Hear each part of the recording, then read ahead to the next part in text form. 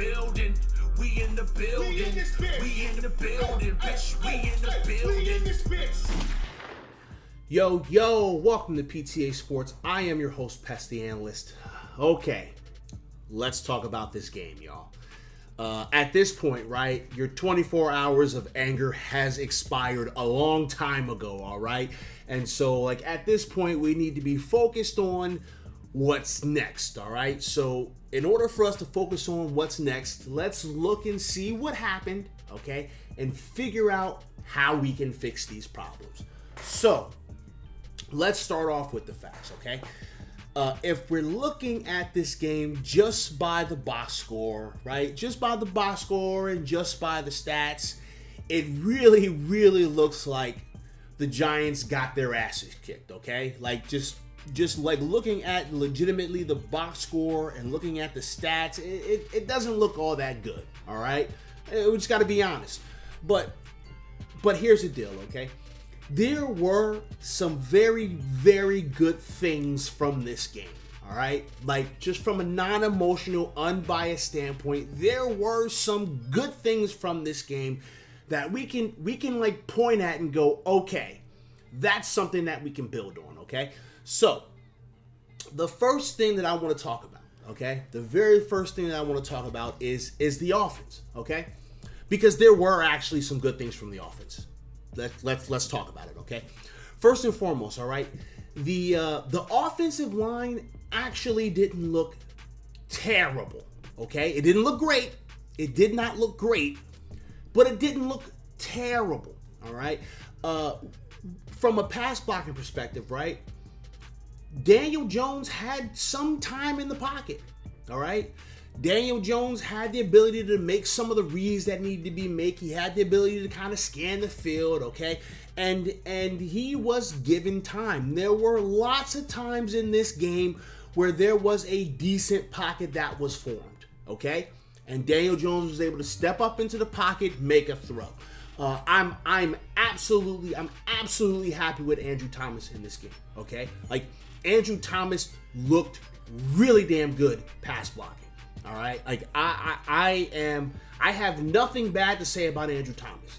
All right, I know that people are kind of giving Thomas the business, right? Because Thomas wasn't good the beginning of last year, but I've seen growth from him. Okay, and is it going to always show up on the field? Maybe not, but I have seen growth. He had a great game. Okay. Listen, Nate Solder even had some very good reps in this game. Very good reps in this game, all right? Yes, he did allow that first sack, okay? It's Von Miller. Look, Von Miller's going to kick your ass. Like, that's what it is, man. He's going to kick your ass some reps. But even Nate Solder had some good reps, all right? One rep specifically, you see Nate Solder, he's double teaming what appears to be the guard.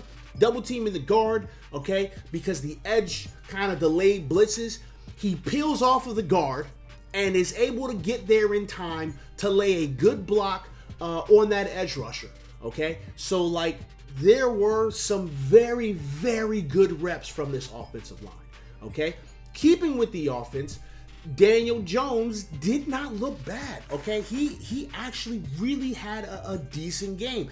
He was 22 for 37, for 261 yards and 1 touchdown. He had the 1 fumble, okay? He actually had a decent game, okay? Like, if that fumble hadn't happened, I don't know how much we'd be talking about Daniel Jones in this game, okay? Like, I don't know how much we'd be talking about him, just from a standpoint of, like, the eye test of what he did in the game. Daniel Jones had a pretty damn good game, okay? I like the fact that there are wide receivers who are getting some separation. Okay, now are they getting the ball thrown to them? Not all the time. Okay, but I am actually seeing some separation. All right, Sterling Shepard looks like a goon. Sterling Shepard had such a great game. He looks like an absolute goon. I am just impressed, man. 7 receptions, 113 yards for a touchdown. Man, that's a great game by him, okay? Absolutely great game by him. So shouts out to Sterling Shepard for stepping up and just being a monster. Like, again, I am seeing some separation out there. Not as much as I would like to see, but I am seeing some separation, okay? Now, here's where the problem comes in, all right? First and foremost, I don't like our play calling. I don't. I'm sorry, okay? Like, I know that there are some people who are of the opinion that the play calling was not necessarily the reason why we lost this game, okay? But even still, I don't like our play calling, okay? I don't like running concepts that are not designed to get the first down, especially in situations where it's third and long, all right? Like, I am not a fan of this specific play calling.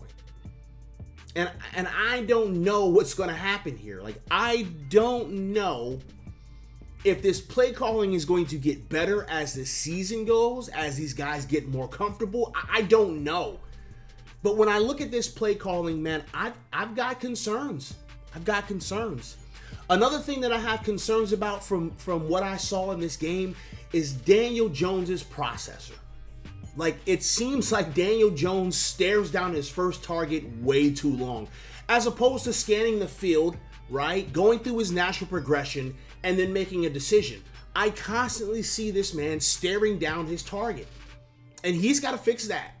I don't know. Maybe he's nervous. Maybe it was first game jitters. I don't know. But I saw too many times this man staring down his target. And for the love of God, Daniel, for the love of God, if you don't have to get the first down, if you don't have to get in the end zone, then slide, my guy. Please slide. Run blocking didn't exist, okay? Like, I'm sorry. This offensive line, in my opinion, is designed to run block. Like, these guys are built to run block. And I don't understand why our run blocking is just cheeks right now. We're gonna have to figure that out, okay? Wasn't a fan of the run blocking in this game. Wasn't a fan of the run game as a whole. Just was not a fan of it, okay? But I believe that as the season goes, as these guys gel, the run blocking can get better. We saw the same thing last year, okay?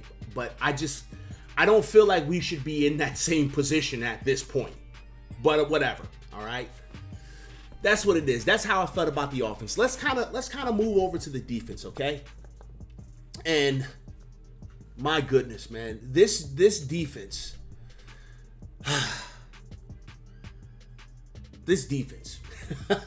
like, my goodness, man, where do I even begin? Like, all right. There were some guys that were out there and they were just balling, okay? I am so happy that players are attacking the ball. I am so happy that players are out there trying to force turnovers, okay? Because, like, that is super important, all right? If a team don't got the ball, a team can't score. So go out there and get that ball, okay? Logan Ryan had a absolutely gorgeous play, all right? It was really unbelievable how he was able to cause that fumble, while the Broncos are in the red zone. Absolutely fantastic play. Xavier McKinney had some good reps, man. I'm brain farting on the oh my god, why am I brain? Darnay Holmes had some decent reps. It was a couple of reps that I'm sure he wish he had back, but Darnay Holmes, okay. Blake Martinez had some good reps. I'm talking about these players, right? And I'm saying some of the good stuff that they did, but we're also going to talk about some of the bad stuff they did, okay? So, like, overall, good reps, okay? Very, very good reps. We had Austin Johnson get a sack, okay? We had Azeez Ojulari get a sack. Aziz's sack was more of a coverage sack, but nonetheless, he kept playing to the whistle. He was able to get there, get the quarterback down. So, like, there were some good reps. There were some very good reps in this game, okay? But, my goodness, overall, right, defense didn't look good. As a unit, the defense did not look good, all right? We allowed so many conversions for first down. Just absolutely ridiculous, okay? I believe the Broncos were like 4 for 4 on fourth down, and it's just like, my God. And a lot of those conversions were like boneheaded ass plays by the defense. Blake Martinez missing the tackle. I believe it was Xavier Mckinney that missed the sack that led to Blake Martinez missing the tackle that allowed a touchdown on fourth down. And it's like, yo, what? Just bad tackling, right? All over the place, all game long. Just terrible tackling in the most key moments. And I'm pulling my hair out. I don't even have that much hair. I'm pulling my hair out because I'm just like, why? This is the stupidest stuff I've ever seen in my life. How are y'all allowing these plays to happen right now? Like, what are we doing? I know that we were playing some zone, some man, but wide receivers are open everywhere. Like, I'm just seeing wide receivers wide open all over the place. Jabril Peppers is getting cooked by tight ends on short slant routes, quick in routes, drag routes. Peppers is just getting cooked. As Alex would say, he was getting his salad tossed. He's just getting cooked by these tight ends for key first downs. I'm like, oh my God, what are we doing? Pass rush is an issue. We're getting no pass rush. So Teddy Bridgewater just has all day to scan the field, to roll out, to extend the play, to throw to somebody on a scramble drill. It's just, oh my God. I watch this game, right?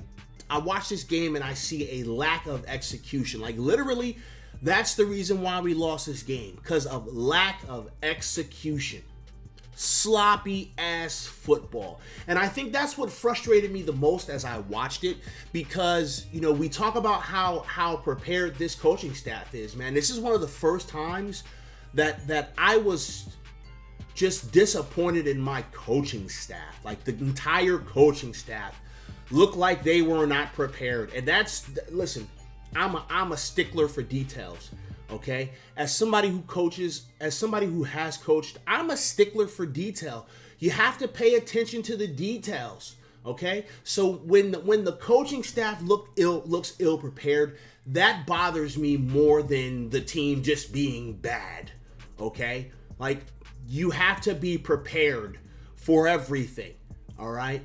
You have to be prepared for everything. I said on Giant Overreaction over on Authentic and the Bears channel yesterday that, like, what's important is the second half, because the second half actually shows how well you prepare. Okay? The first 10 to 15 plays, of an offensive drive, they're scripted. You know what you're running. Okay? Unless something crazy happens, you've practiced those 15 plays all week long. So, like, what happens in the second half, that's when you know, okay? And in the second half, we looked terrible. Don't even get me started on the fact that our offense didn't touch the field for a full ass hour. A full hour. Yo, that's unacceptable.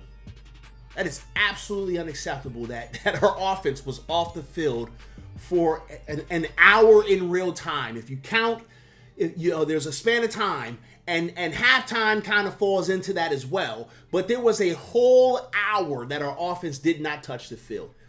Bruh, that's a recipe for a disaster. So listen, at this point, right, now it's time to move forward. We've addressed the things that were bad. We've talked about the things that are good. Okay, we have to fix these small details, and we have to push forward, and it's off to Washington on Thursday. It's a short week. We got a lot of work to do. Nobody gets a day off. Get your asses in gear. and let's go try to win a football game against a division rival. All right? 1 week at a time. It is what it is. I appreciate you guys coming and listening to me talk. I hope all y'all have a fantastic day, a great rest of your week, and we'll be back here to talk about the game against the football team and what we have to do to try to win that game. Make sure you guys like, subscribe, share, do all the things, and I'll get up with you guys later. Deuces.